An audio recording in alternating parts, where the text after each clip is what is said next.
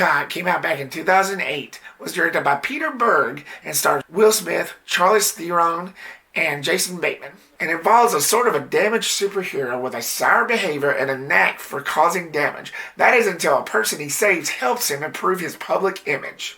First of all, let me just say this came out around the time when the MCU was just getting established. 2008, you saw The Incredible Hulk and Iron Man.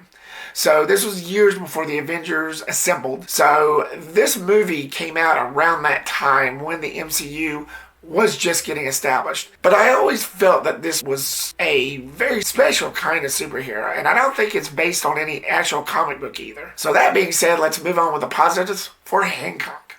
First and foremost, the concept. I like the whole structure. I like the whole story concept that they wrote this character in as being far from perfect. Yes, later on it showed in Captain America and Hulk and all these Avengers that they had their own faults, but not to Hancock's extent. First of all, Hancock was a drunk. He would probably cuss at you like a sailor, even though this movie was PG-13. I wouldn't put it past him. He acted more human than any other superhero that I have ever seen. Yes, he had superpowers, but I think that if superheroes was real, they would be no different than any of us. So that's why I established this movie more as being in the real world than any of these other comic book characters that followed. But I like this whole concept, this superhero that had just as much faults as any regular human out there. Just as much as me, as much as you, as much as anybody. But if superheroes was real, I would compare their persona close to this character, to Hancock, than any other superhero. Now let's get into characters. WillSmith and Charlize Theron. Their chemistry was pretty good. I liked WillSmith and Charlize Theron in this film. I thought that they handled themselves really well. This was actually the second film that them two actually starred in, next to The Legend of Bagger Vance, which I've never seen, but yeah. Now I'm getting ready to get into spoilers, so if you haven't seen it, this movie is 12 years old, so you must have. But if you haven't, go watch it. But there's this one scene that really set up the comedic tone for these characters and for the movie, where you find out that Charlize Theron has powers of her own as well. And after that is established, WillSmith, Hancock, is so shocked that the next morning they try to keep it from Jason Bateman's character, who's actually married to this Charlize Theron's character, by telling them, oh, he sneezed. Hancock sneezed. Ooh, that must have been a big sneeze. When Jason Bateman gets on the phone and he starts talking to somebody, WillSmith starts kind of poking around at her, at Charlize Theron. Sticks a fork in her and it bends, and just starts messing with her in just these obscured ways. Right here in my hand.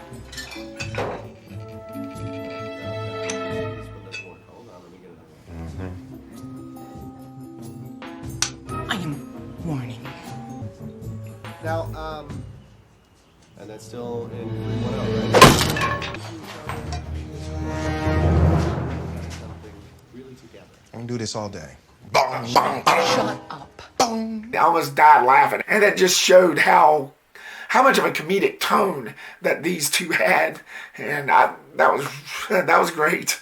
But WillSmith was terrific in that scene. I mean, so was Charlize Theron. And to set up these characters even more, there was a plot point in there where it involved Charlize Theron and WillSmith's character. These characters are pretty ancient.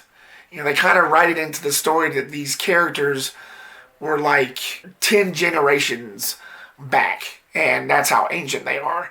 And you get to find out that they were actually together before, and that he has amnesia, and something happens every time when they get close, which establishes the third act, which I'll get into later. But I thought that was pretty cool too. It added emotions, it added the intensity to it, and it gave the characters a little bit more characterizations and personas. It added to their vulnerability and made them more human, and really added to the story's arc. It had plenty of heart. And there's one thing that WillSmith kept on doing throughout this whole movie, which is another comedic tone that they added. And I don't really blame him, but people keeps on calling him an asshole.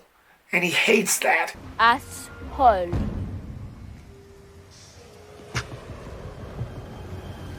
Call me an asshole. One more time.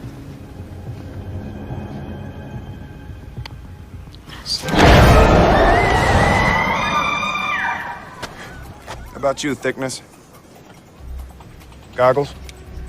It had a joke in one scene involving comic books, which was pretty clever. And I wasn't really expecting it, but it made me laugh. The look and feel of this film was terrific. Great coloring, great cinematography work. It was very well put together. It was very bright. It felt like a superhero movie, but yet maintained a certain realism about it. The effects were pretty astonishing. It looked pretty cool, especially the whole fight scene between Charlize Theron and Will Smith's character at the end. That was pretty amazing. That alone, I'd give an A+. The score was done pretty well. It added to Hancock's character, especially at the first act when he was lost. He was trying to find himself, and the score really added to that. You know, Hancock was in denial. He was trying to remember who he was. He had like certain clues that he had on his persons that kind of gave it away, but at the same time he just couldn't remember. And the score really helped with that, especially in the one scene when he was in his trailer. And let's talk about the villains.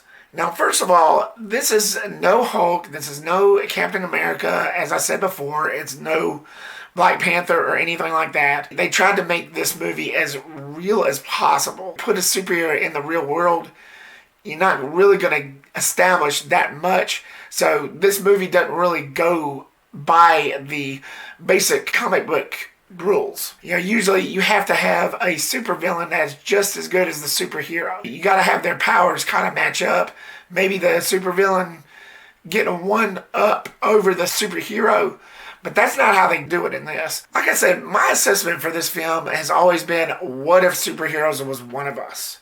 What if superheroes actually existed in the real world? So this film really didn't follow the everyday superhero trope. So we get these villains who's just human and were in prison over a conflict that Hancock had with him earlier on in the film, and they just break out of prison and they go after him. But they're just human.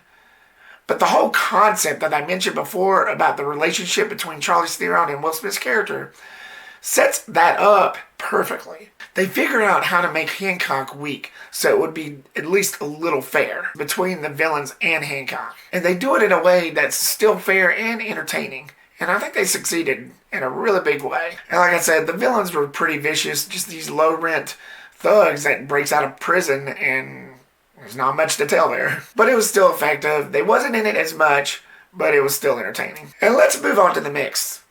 I had no problem with Jason Bateman's character, who plays Ray, the guy that helps Hancock out in the first act. At first, you love this guy. He's got a good heart. He's trying to do good in this world.